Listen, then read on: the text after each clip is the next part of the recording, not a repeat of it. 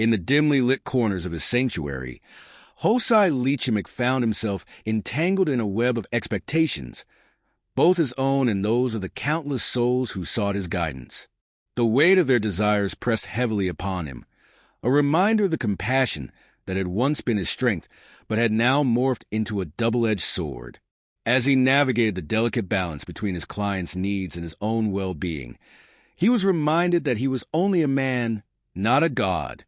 The charlatans and fraudsters lurking in the shadows of the occult community served as a constant reminder of the chaos that could ensue when intentions went awry.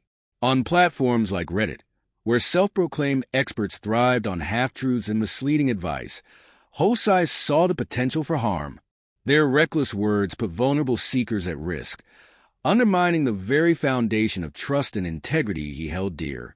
The thought infuriated him, stirring a fierce protectiveness for those who turned to him for clarity amid the confusion. Yet, even as he battled these external threats, the internal struggle loomed larger.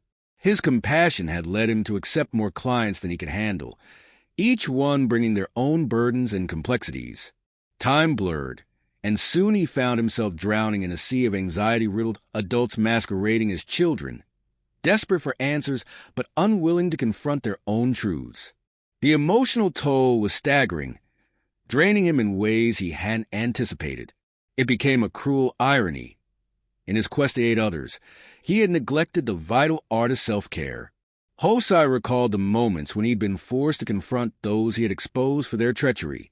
Each encounter carried its own weight, an unspoken tension that hung in the air, a silent acknowledgement of the power he wielded.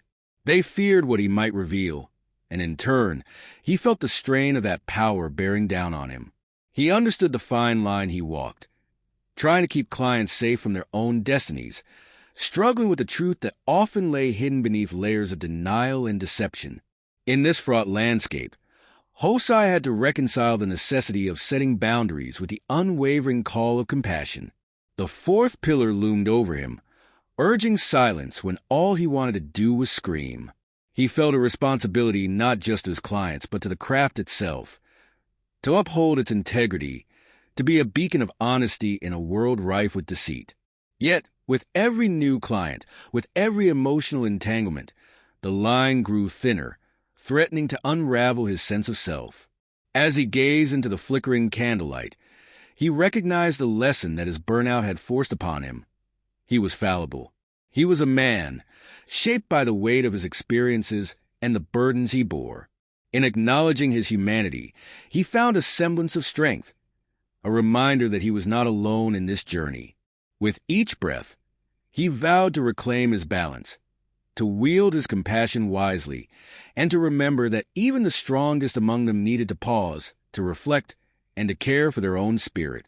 In this world of magic and mystique, Hosai Lichimik was only a man who bled, who hurt, who struggled against the tide of expectations but emerged, time and again, to stand for those who needed him most. It was not an easy path, but it was his, and he would tread it with newfound awareness.